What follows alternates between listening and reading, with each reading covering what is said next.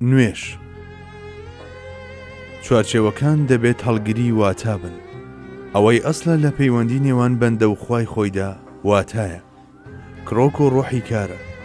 بەڵام ئەوەی ئەمانە هەڵدەگرێت واژە و شێوە و چوارچێوەکانن.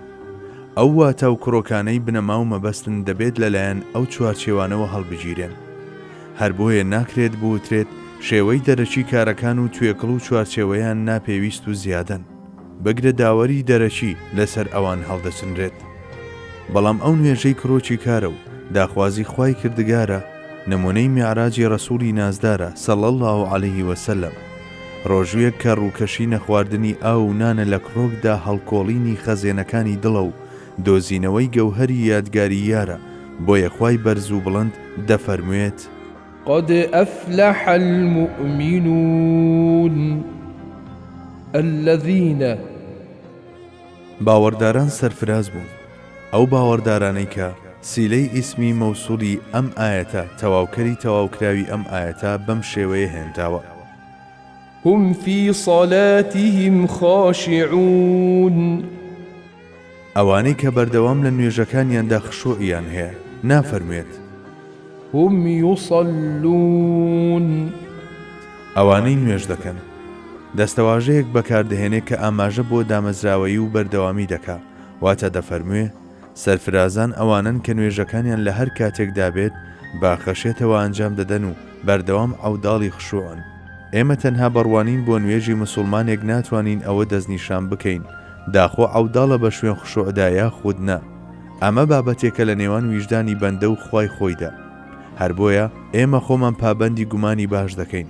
بەڵام هەندێک هێندە شل و شێواوانە مامەڵە لەگەڵ نوێژ و ڕۆژوەکانیاندا دەکەن، هێندە بێکۆت و بەند لە گوزەر و بازاڕەکاندا پاکیزەیان پاماڵ دەکەن کە مرۆڤ چەند گومانی باشیش بەرێ ناتوانرێ ئەو هەڵسوکەوتانەی بە چاوی سەر شاهیدیانە بخزێنێتە نێو چوارچێوەیەکی ئیسلامیەوە.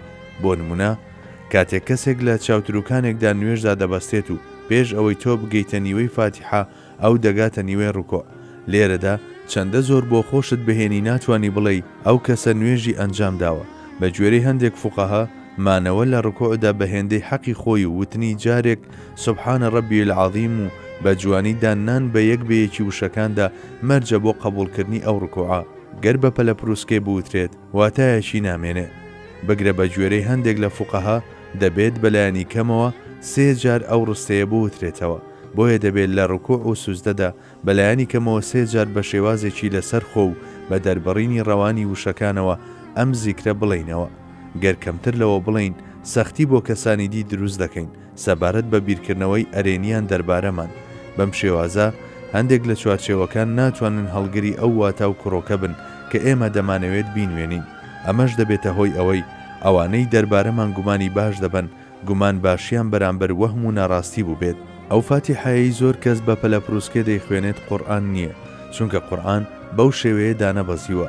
ئەو نوێژەی فاتیحای بە پەلە پرووسکێ تێدا دەخوێندێت نوێژ نییە، ئەوە قورئان خوێندن نییە کە خوێنەرەکەی هەموو خەمی ئەوەیە بە یەک هەناسە تا کۆتایی فاتیحە بخوێنێت و ئەگەر هەناسەشی لێبڕا بە پەلە نێوانە هەناسەکە هەڵکێشێت و بەردەوام بێت.